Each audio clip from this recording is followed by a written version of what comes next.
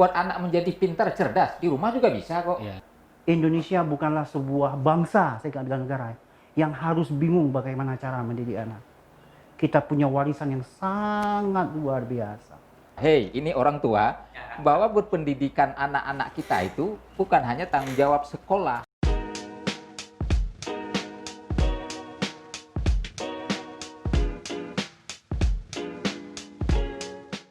Assalamualaikum warahmatullahi wabarakatuh. Waalaikumsalam. Sahabat mulia, kita ketemu lagi di Lobs Mawai Podcast Pak Ulis Mukliz Azhar. Kali ini kita akan mengambil tema yang sekarang ini lagi marak-maraknya, ya, yang berita marak-maraknya, yaitu tentang pandemi COVID-19 dan masalah pendidikan anak, ya. Dan di depan saya ini sudah hadir nih, ini pakar-pakar pendidikan anak, ya, juga punya anak juga, ya, sebagai orang tua, sebagai orang tua. Oh, bukan sebagai orang muda ya, Pak, ya? Orang tua. Orang tua. Orang muda tapi sudah punya anak, jadi Punya dianggap jadi tua. Bisa jadi tua. Dan juga tidak asing di kalangan penggiat-penggiat pendidikan yang juga penggiat sosial, ya, dan juga pernah dulu sebagai entrepreneur, ya, Pak. Iya, iya. Selamat sore, Ya. Bang Lailan. Oke, selamat sore Pak Ulis. Ya, gimana Mantap. kondisi saat ini? Kayaknya berdebar jantungnya masih ada atau gimana nih? Berdebar sebenarnya karena menghadapi Pak Ulis nih ya kan, jadi agak berdebar. Agak berdebar, ya, Nah. bukan berdenyut gitu. Ya, di samping Bang Lailan ini Bang Habil, ya. Ya. Nah, selamat sore Bang Habil. Selamat sore, Ya. Pak Ulis. Nah, terima kasih sudah ditodong tadi, ya, gitu. Ya, ya. Terima kasih nih Bang Todong. Udah Di luar ditodong. jadwal, Di luar jadwal, ya, gitu, ya. Iya. Baik, ini menarik, ini kita bicara tentang pendidikan. Banyak juga kita lihat di media sosial bagaimana orang tua ya katakan sudah gerah, ya, anaknya di rumah, ya, kemudian ada pendidikan daring, ya, kemudian kesimpang siuran informasi tentang ini semua juga pemerintah untuk memberikan keleluasan izin untuk bersekolah seperti semulanya ini juga belum ada kejelasan.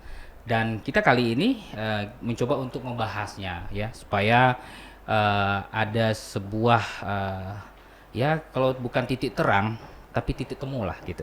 Gitu Pak Lailan, ya. Kalau titik temu maunya ada dinas pendidikan ya. Dinas pendidikan. Tapi mungkin dinas pendidikan lagi lagi sibuk-sibuknya, Punya ya. kesibukan lain. Kesibukan lain, ya. Tapi kita coba bicara di luar konteks dari dinas pendidikan, tapi konteks orang-orang yang melakukan pendidikan, gitu, ya Bang, ya. Cocok, ya. Nah, menurut Bang Lailan gimana nih? Ini punya anak sebagai orang tua dan sebagai pendidik. Ini bingung ini. Coba gimana, Bang? Karena setiap orang tua pasti pendidik ya. Yeah. Pada dasarnya setiap orang tua pasti pendidik.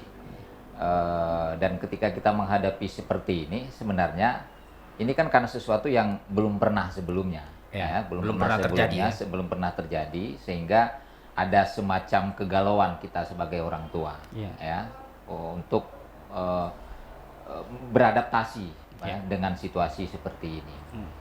Jadi sebenarnya inilah hal-hal yang pada prinsipnya sebagai orang tua sekaligus pendidik bagi anak-anak kita di rumah, ya, kita dituntut untuk beradaptasi sebenarnya. Beradaptasi bukan kemudian mencoba mensiasati bagaimana kondisi ini tidak terjadi. Disinilah dibutuhkan kearifan kita sebagai orang tua. Padahal sudah terjadi, Bang, ya. Sudah terjadi, Iya. karena kan ini situasinya sudah terjadi. Iya. Daripada kita setiap saat memaki pemerintah, kenapa harus daring, kenapa harus di rumah, gitu. Iya. Kalau saya sebagai orang tua dalam kapasitas orang tua, ya, justru lebih berpikir bagaimana kita mensiasati, belajar, beradaptasi dengan situasi seperti ini. Iya.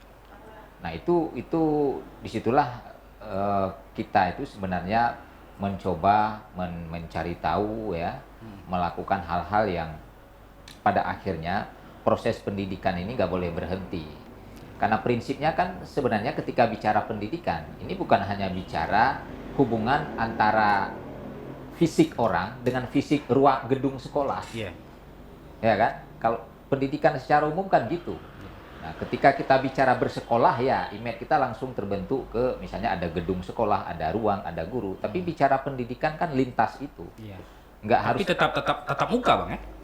tetap Kalau pakai daring kan tetap muka juga. Kalau di sekolah tetap muka juga. Iya gitu ya, kan. sebenarnya dari sila itu aja membingungkan ya, Iya, Pak Ulis, betul. Iya, betul. Karena selama ini kan kita mengkritisi kapan ini tatap muka, seolah-olah kalau online bukan tatap muka. Kalau saya justru lebih tertarik bagaimana memastikan pendidikan ini tetap berlangsung. Yeah. Orientasi pendidikan ini yang harus dipastikan tetap pada relnya, pada koridornya, Yeah. bukan medianya. Hmm. Walaupun memang nanti kalau kita bicara lebih jauh, ujung-ujungnya tetap kehidupan ini kan harus nyata, ya, Yeah. harus real gitu. Tapi ketika dalam situasi seperti ini, menyalahkan kebijakan ini kayaknya juga bukan satu solusi yang bijaksana kan gitu. Ya, Mungkin gini, Bang. Kalau mungkin orang tua mungkin tidak siap menerima ini gitu. Ketika ya ini kan juga bagi kita kan sebuah pembelajaran. Iya. Ketika selama ini begitu sudah masuk usia sekolah itu langsung diserahkan sama orang guru gitu kan. Sementara orang tua juga tidak siap ketika terjadi hal ini gitu. Itu dikembalikan lagi dari sekolah ke orang tua kembali gitu kan. Untuk bagaimana bisa membantu pendidikan ini bisa berjalan di rumah. Mungkin kan ini ketidaksiapan. Saya lihat kan begitu banyaknya orang tua resah sekarang. Ya alasan nanti yang udah anak-anak sudah pegang HP lah, ya kan sudah main game macam-macam. Kemudian tidak disiplin, banyak bermain dan sebagainya. Ini bagaimana dari segi pendidikan itu sendiri, Bang? Ya, tadi saya mencatat yang Pak Ulis sampaikan ini menarik. Sebenarnya kembali ke persoalan ketidaksiapan, Yeah. ya kan? Ketidaksiapan ini kemudian kita lampiaskan, ya kan? Kita lampiaskan dengan adanya kebijakan pemerintah untuk belajar di rumah. Kalau menurut saya seperti itu. Sebenarnya ketika kita lampiaskan kekesalan kita pada kebijakan belajar di Yeah. rumah, kita sedang membenarkan ketidaksiapan kita sebagai orang tua dengan situasi ini. Itu kan situasi itu ya. tanpa sadar sebenarnya, Tanpa sadar, ya. Tapi ya mungkin kalau mau lebih arif lah ya. Yeah. Kita lihat aja kan ada sesuatu di balik ini, apa sebenarnya yang sedang menjadi pembelajaran buat kita sebagai orang Yeah. tua. Simpelnya kan seperti ini. Ketika selama ini kita melepaskan semua tanggung jawab berpendidikan anak kita itu kepada sekolah, Yeah. maka sebenarnya situasi ini menjadi teguran bagi kita sebagai orang tua. Hey, ini orang tua, bahwa berpendidikan anak-anak kita itu bukan hanya tanggung jawab sekolah. Yeah. Dalam hal ini orang-orang yang duduk di bawah manajemen sekolah ya. Tetapi kita juga bahagian dari orang yang benar-benar memastikan proses berpendidikan anak itu harus tetap berjalan sesuai dengan koridornya. Saling kolaborasi berarti. Saling kolaborasi. Kan Yeah. sebenarnya simpel aja. Kalau misalnya dalam konteks kenegaraan, Yeah. tujuan berpendidikan itu apa sih? Kenapa kita harus ribut-ribut misalnya? Kan Yeah. bahasa undang-undangnya, orientasi berpendidikan itu menciptakan kecerdasan, melahirkan anak-anak yang cerdas, berkepribadian luhur, kemudian berakhlakul karimah. Yeah. Nah, sebenarnya kalau dari 3 kata kunci ini, kenapa harus ribut-ribut bahwa sekolah berpendidikan itu memang harus tanggung jawabnya sekolah? Yeah. Membuat anak menjadi pintar, cerdas, di rumah juga bisa kok. Yeah. Ya kan? Membuat anak berkepribadian luhur. Apalagi orang tua nih mesti menjadi tameng utama untuk memastikan itu dan betul. berakhlak mulia. Betul. Paling kan di tujuan pertama aja yang mungkin sekolah ini punya peran lebih dibandingkan dengan kita orang tua. Betul. Oke lah, dalam kondisi saat ini memang harus kembali ke rumah. Fokus kita ya kedua ini, memastikan anak berkepribadian luhur dan terbangunnya akhlak yang mulia. Ya kan? Kenapa harus ribut-ribut mempersoalkan yang tujuan pertama tadi? Iya, betul. Kita tahan dulu, Bang. Ini kayaknya Bang Abil udah menggeleger nih, Bang. Atau mungkin sudah susah juga di rumah gitu kan. Makanya kita tanya dulu keresahan Bang Habil ini apa nih sebenarnya. Dari tadi lihat aja gitu Bang kan. Mungkin ada sesuatu yang mau dibicarakan gitu. Ya, sebenarnya rasanya kena ditodong ini. Cuma kalau saya pribadi ya, ketika mengalami kejadian ini saya mengalami 4 fase. Fase pertama udah pasti, dan saya yakin mungkin ya, sebagian besar orang tua juga mengalami hal yang sama. Itu yang pertama itu kita kaget. Tiba-tiba dengan suasana yang berbeda gitu. Dan itu kan tergantung, mungkin ada, ya alhamdulillah kalau kita ada kadarnya juga ya. ada kadar juga ya. Bagi yang mungkin cukup menyadari tugasnya sebagai orang tua, mungkin ya cepat terjadi ya. Sebagai contoh misalnya kan ya seperti Pak Ulis katakan tadi kan. Dan menurut saya memang sampai kapanpun kita tidak akan pernah siap jadi orang tua. Bahkan seandainya kita sudah punya cucu pun, cicit pun, kita tetap akan tidak pernah siap jadi orang tua. Karena menjadi orang tua itu bukan bukan hanya menjadi orang tua itu adalah proses, bukan hasil ya. Sesungguhnya menjadi orang tua itu adalah sebuah proses. Nah proses itulah yang menentukan, bukan hasil, bukan seperti kita sekolah dapat rapor gitu. Nah kalau bagi saya ketika saya mencoba menyadari itu, ya suka tidak suka, saya orang tua. Siap nggak siap? Ya saya harus siap juga kan mengatasi persoalan ini. Nah setelah kaget, yang kedua selanjutnya bingung. Ya kan kita mencari solusi ya. Saya harus bagaimana? Ini situasi yang sebenarnya tidak pernah kita alami. Bahkan ya walaupun kita dulu pernah baca buku tentang pendidikan pun tetap aja mau ngapain ya dengan situasi seperti ini. Ada banyak sisi gitu. Nah, ketika kan kita bingung nih.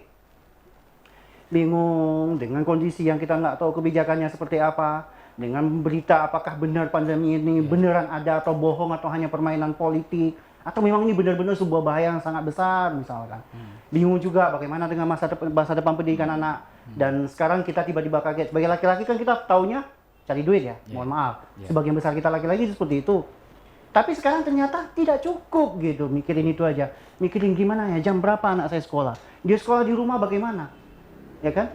Apalagi kalau sempat dua-dua bekerja. Kebetulan kami, saya dan istri sama-sama bekerja. Terlepas istri karena guru setengah hari ya. Nah setelah bingung apa yang terjadi? Jelas, marah. Marah dengan semua keadaan. Marah dengan kebijakan pemerintah. Marah dengan keputusan di sekolah. Ya kan? Dan juga marah sama diri sendiri mungkin kan? Jangan marah sama Pak Ulis karena ditodong tadi ya. Karena Pak Ulis nggak ada hubungannya dengan Iya. Waduh, ya. Karena kan di situ kan terjadi diskusi ya. Satu sisi ada dua kelompok, saya lihat orang tua, satu mungkin mendukung daring. Apapun alasannya, bisa jadi karena mampu, bisa jadi karena takut kena COVID. Sementara sisi lain mungkin mendukung untuk tetap tatap muka. Nah, di situ kan terjadi pertengkaran. Nah, akhirnya masuk yang keempat. Dan saya yakin kemungkinan besar juga sebagian besar orang tua pada akhirnya juga akan sampai, walaupun ada yang langsung, ada yang bertahap. Yang keempat apa? Udah deh kita duduk aja sekarang. Yuk duduk sama-sama kita pikirkan bagaimana solusinya. Karena kita orang tua nih. Cenderung kan kalau untuk anak kita agak buang ego dulu. Gak usah deh kita berdebat soal siapa benar siapa salah dalam hal seharusnya daring atau tidak sama orang tua. Nah akhirnya saya sampai pada satu konklusi. Saya melihat banyak perdebatan di medsos, di orang tua, di grup wali murid, bahkan kan. Akhirnya saya bahkan sendiri mengatakan di grup wali murid itu, gini, terserah siapapun, apapun terserah. Kalau bagi saya apapun jadi. Mau daring, mau enggak, terserah. Solusinya nanti bisa kita pikirkan. Karena yang paling penting 3 hal saya bilang. Yang pertama, memastikan pendidikan anak kita terus berjalan. Yang kedua, memastikan anak kita tidak kena COVID. Dan yang ketiga, memastikan bagaimana caranya protokol kesehatan itu jalan. Selesai kalau bagi saya.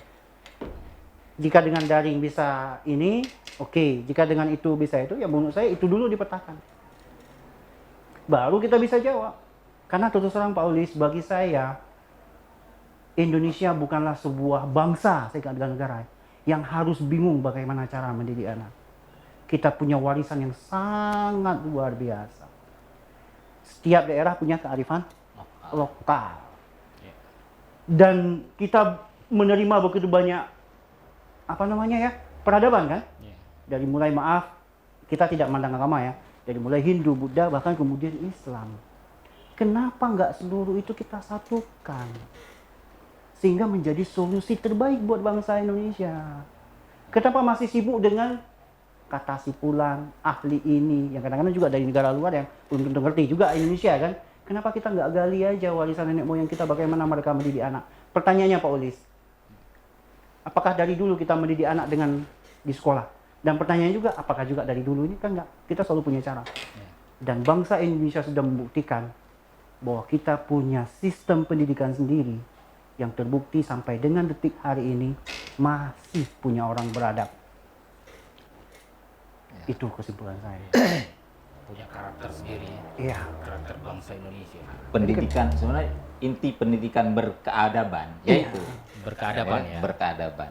Jadi memang kebanyakan dari kearifan lokal kita. Kearifan lokal. Ya. Tapi kalau kembali ke tadi misalnya Bang Habil sebutkan ini persoalan ketidaksiapan gitu ya, makanya muncul kegaduhan ini. Tapi kalau kita tarik ke belakang, memang ada dasarnya juga Pak Ulis. Kenapa kita sebagai orang tua ini nggak siap? Nah, ini bahaya juga, kita nanti keluar di sini bisa dimarahin sama orang tua lain. Iya, kalau kita tarik ke belakang misalnya. Saya biasanya kalau ngisi-ngisi training parenting ini sering saya coba gali. Kenapa misalnya salah satu situasi yang hari ini kita nggak siap? Ini hanya salah satu sebenarnya, salah satu situasi. Tapi banyak situasi lain yang sebenarnya kita sebagai orang tua itu nggak siap menjadi orang tua. Karena memang logika sederhananya seperti ini. Cobalah misalnya kita, saya, Pak Abil, Pak Ulis ya kan. Kita tarik ke belakang ini. Ketika kita mau menikah dulu, apa yang paling fokus kita siapkan?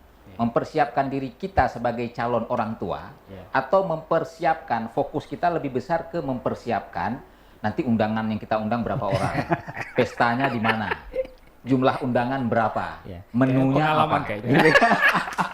Iya, gitu ya. Udah pengalaman. Tidak mempersiapkan sebagai jadi orang tua gitu ya. Undangannya yang harga berapa dan segala macam. Dan ini cobalah bisa lihat dalam kehidupan sehari-hari kita, ya kan? Anak-anak muda sekarang atau zaman Ini kita. mungkin jadi pembelajaran dari anak-anak muda ya, Bang ya. Untuk berubah niatnya gitu ya. Harusnya. Dan beberapa training parenting misalnya yang saya isi ketika kita ajukan pertanyaan ini, semua orang kan oh iya juga ya. Pantas ketika ada situasi seperti ini misalnya, Kebingungan. kita memarahi keadaan untuk menutupi ketidaksiapan kita sebagai orang tua menghadapi situasi yang beragam yang kita nggak bisa prediksi. Karena apa ya itu tadi, ketika kita mau menikah, jarang sekali kita yang fokus mempersiapkan memprediksikan hal-hal kalau nanti terjadi seperti ini sebagai orang tua, apa langkah saya, apa sikap saya dan segala macam. Tapi fokusnya ya itu tadi, mempersiapkan fisik, mempersiapkan pestanya, ya kan, dan seterusnya. Ini sebenarnya salah satu alasan kalau kita tarik ke belakang, maka jadilah kegaduhan seperti ini. Ya siapapun gitu ya, siapapun orang tua termasuk ya saya lah dalam hal ini yang mengatakan. Baru kemudian kita kan tersadarkan, oh ya juga ya, hampir sedikit sekali di antara kita. Kalaupun misalnya, tapi kan ada pelatihan di Kemenak, di apa dulu, ya itu kan paling hanya bimbingan setengah jam bro. Kan nggak sampai seperti ini, hanya itu pun lebih kepada untuk memenuhi keperluan administratif saja. Bahwa saya sudah ikut bimbingan ini untuk keperluan administratif supaya dapat NA saja, sudah selesai. Tapi kan nggak benar-benar dipastikan bahwa calon pengantin itu dia secara mental, secara fisik dia sudah benar-benar berpikir sebagai orang tua sesungguhnya, yang nanti akan berhadapan dengan segala situasi, yang situasi itu nggak bisa kita prediksi seperti hari ini. Karena itu kan juga terkait dengan melahirkan generasi emas, Bung. Jelas. Kan gitu kan? Jangan generasi perak.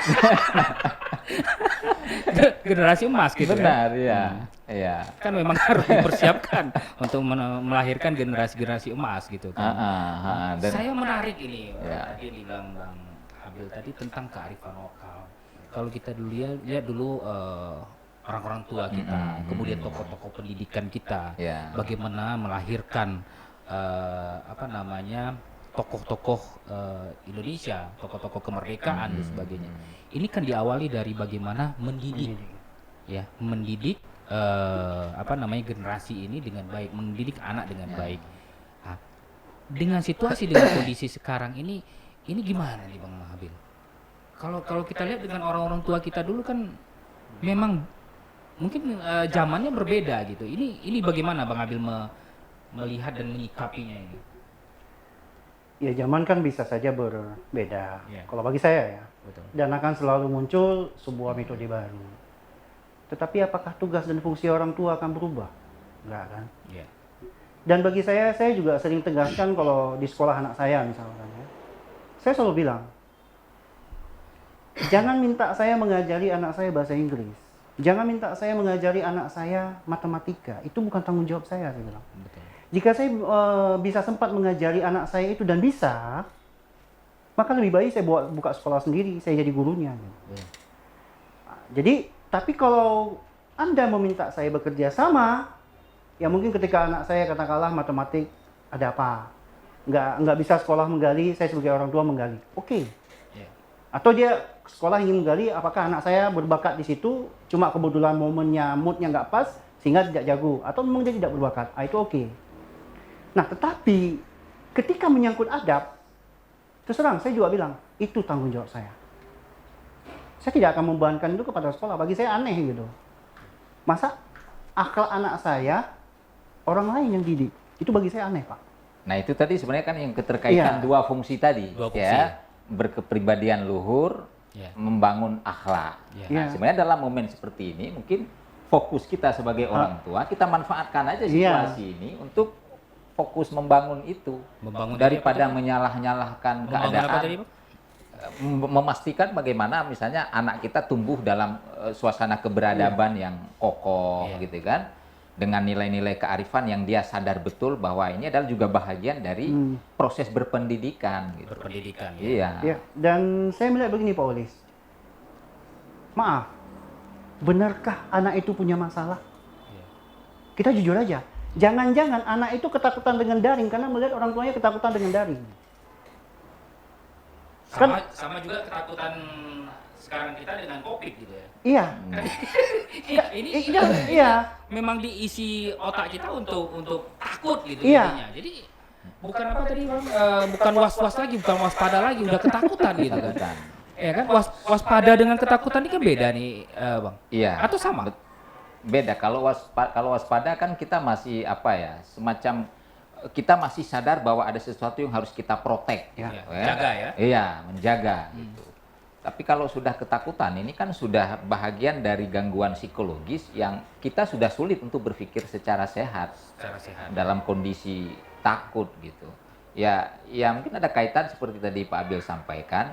Sebenarnya yang terjadi pada anak sekarang, gitu kan? Sebenarnya kita sedang memaksa kegelisahan kita, ketakutan kita, ketidaksiapan kita dengan situasi yang sedang berubah ini kepada anak-anak kita yang sebenarnya mereka nggak paham ini, mereka enjoy aja kok. Jangan-jangan gitu. Jangan-jangan ketakutan orang tua ya yang gitu ditularkan, atau bukan ditularkan, malah dipaksa untuk dipahami oleh anak-anak sekarang. Gimana Bang Abil? Kamu kan banyak orang anak-anak kan kita bisa lihat lah di media sosial, banyak anak-anak justru ngeluh karena dia nggak mau diajarin sama maknya stres. Akhirnya jadi ikut stres kan. Jangan-jangan dia justru enjoy aja belajar di rumah gitu. Kalau menurut saya kan ini waktunya buat orang tua. Bagi saya tetap aja kita coba lihat dengan sebuah kesempatan. Bagi saya sebuah kesempatan menunjukkan, memperlihatkan kepada anak kita betapa kuatnya kita sebagai orang tua. Dan insya Allah juga jadi contoh buat dia. Karena mohon maaf, saya sendiri juga jatuh. Bukan mengeluh. Gitu. Bukan mengeluh. Justru ini momen untuk menunjukkan itu sebenarnya. Kita menunjukkan kepantasan kita sebagai orang tua. Sebagai orang tua ya. Pantas gak kita jadi orang tua itu? Kenapa nggak kita ambil aja kearifan lokal nenek kita, orang tua kita dulu apa? Tidak pernah menunjukkan kan masalah mereka kepada anak. Kenapa kita sekarang malah nampakin? Kenapa kita nggak ambil aja itu? Dan mohon maaf, benarkah kita tidak kuat untuk itu? Saya yakin kuat.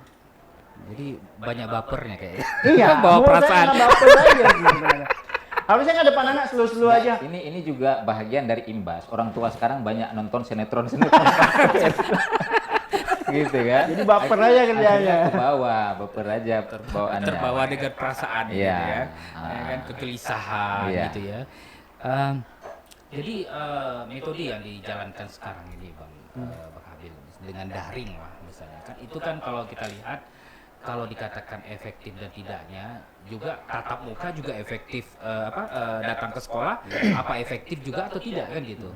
Kan sejauh mana memanfaatkan keefektifan itu tadi kan gitu. Ini masalah daring ini gimana menurut Bang Habil sendiri gitu? Seperti saya katakan, saya sudah punya konklusi. Ya. Oke. Saya yakin kemungkinan besar siapapun orang tua yang sudah melewati pada tahap keempat tadi, pada akhirnya kesimpulannya tidak lagi bicara daring atau tidak daring, Pak. Ya. Kalau menurut saya, kalau kita mencoba melihat peluang, inilah saatnya. Kalau perlu setiap kampung menunjukkan bahwa mereka punya sistem pendidikan mereka sendiri. Ya. Karena kan gini, setiap tempat kan beda ya Pak Lailan ya. Pak Lailan mungkin sebagai pengajar MPP itu kan tahu betul gitu. Sekolah A dengan sekolah B itu kita nggak bisa paksakan kan teori dari pusat begitu aja masuk. Ya. Setiap daerah punya. Nah sekarang bukan hanya itu Pak Ulis kalau saya lihat. Ini kadang-kadang kalau kita mencoba mengambil hikmah, soalnya Allah itu ngasih kesempatan. Ayo buktikan bahwa di kampungmu itu punya cara yang berbeda yang bisa kita buktikan berhasil mendidik anak untuk menjadi orang. Ya. Karena pendidikan kan tidak satu hari Pak Ulis. Puluhan tahun kan proses itu. Nah jadi nggak perlu khawatir kalau menurut saya. Oh kita nggak cocok sama daring, yuk kita duduk. Kita keluarkan masing-masing semua pendapat kita. Orang tua A, B keluarkan aja, guru keluarkan aja. Nggak usah dipertentangkan. Tinggal kita list kan. A mengusulkan ini, B mengusulkan ini. Ini kayaknya nggak mungkin dilaksanakan. Mungkin bisa jadi setiap kampung dengan pandemi sekarang. Kalau kita mencoba bijak, menggali kembali kearifan lokal di masing-masing kita, bahkan sampai level kampung, setiap kampung bakal punya metode masing-masing mengatasi masalah ini. Dan itu luar biasa kalau menurut saya, kalau bisa kita terapkan. Nah, cuma kan masalahnya kita terlalu terpaku ya, daring atau nggak daring. Makanya ada istilah sebenarnya seperti ini. Pendidikan ini terlalu penting, terlalu besar ya. Kalau hanya diserahkan ke seorang menteri pendidikan. Yeah. Pendidikan ini terlalu penting kalau hanya diserahkan urusannya ke sistem sebuah universitas atau sekolah misalnya. Jadi pada tataran ini ya saya membenarkan apa yang disampaikan Pak Abil tadi. Ketika kesadaran kita untuk menggali kearifan itu, kenapa kita harus misalnya ketika bicara pendidikan nunggu dulu ini apa petunjuk Menteri Pendidikan? Apakah petunjuk Menteri Pendidikan itu akan menyelesaikan semua sistem berpendidikan bangsa kita ini? Yang karakteristiknya beda-beda antara anak yang hidup di kota, di kampung, yang mungkin mereka punya sistem pendidikan sendiri yang jauh lebih bagus dibandingkan dengan apa yang sudah dirancang oleh negara. Kan itu ya. Tinggal di sinilah dituntut keberanian dan kepercayaan diri kita. Yang paling penting bagaimana memastikan bahwa setiap anak-anak ini punya kesempatan untuk mendapatkan pendidikan. Itu aja. Karena kalau kita mau jujur misalnya, dalam sekolah tatap muka pun, mestinya kita juga bertanya, apakah setiap anak bangun, berangkat dari rumah ke sekolah, nenteng tas, pakai baju seragam, sampai ke sekolah dia mendapatkan pendidikan? Dia belajar di sekolah? Betul. Mestinya pertanyaan itu juga kita tanyakan. Saya tidak yakin bahwa setiap anak yang bangun pagi-pagi, nenteng tas gitu kan, pakai baju seragam, ketika dia sekolah, dia sampai ke sekolah, ke gedung sekolah itu belajar dan mendapatkan pendidikan. Kan itu ya? Betul. Padahal kalau kita bisa flashback ke belakang lagi, Bang. Istilahnya kita punya anak ya. Dan kita juga waktu kecil juga begitu juga. Kan memang pendidikan di luar bagaimana belajar berjalan, bagaimana belajar bisa berbicara. Itu kan memang kan dari rumah. Tidak ada belajar berjalan ditaruh ke lembaga pendidikan gitu. Gitu Bang Habil. Kan enggak Bang Habil kan? Tapi kan ini memang ini orang tua nggak nyadari bahwasanya itu sudah dilakukannya. Untuk berkomunikasi dengan anak, bagaimana anak bisa menyebutkan kata A yang diucapkan orang tuanya, kemudian satu kata dengan kata disambung dan sebagainya. Kan ini memang sudah terjalin sebenarnya. Yang tadi dibilang Bang Habil tadi adalah kearifan lokal yang di rumah tangga tadi, di keluarga tadi. Ini kenapa ketika terjadi seperti itu, seperti kata Bang Abel tadi, terkejut pertama kan gitu. Nah, apalagi tadi Bang bingung gitu kan. Bingung, habis itu marah, habis itu pasrah gitu. baru konklusi ya udahlah. Konklusi, ya udah terima lah gitu kan. Kita udah ngomong ngapain, nggak tahu juga mau ngapain lagi gitu. Kan ini pendidikan sudah memang dari dasar sejak dilahirkan kan sudah ada pendidikan di dalam keluarga kita. Ya. Nah, cuman kan secara formal ya tadi yang mau bilang tadi harus ada gedung, harus ada lembaga pendidikan, harus ada sistem gitu kan. Dan juga sistem yang kata Bang tadi kan juga belum tentu juga bisa mengena, kan tergantung kepada anak juga kan gitu. Orang yang tidak ada sekolah dengan pakai sistem pun bisa juga berhasil kan gitu, bisa juga pinter gitu kan. Jadi ini bagaimana Pak Lailan menanggapi ini?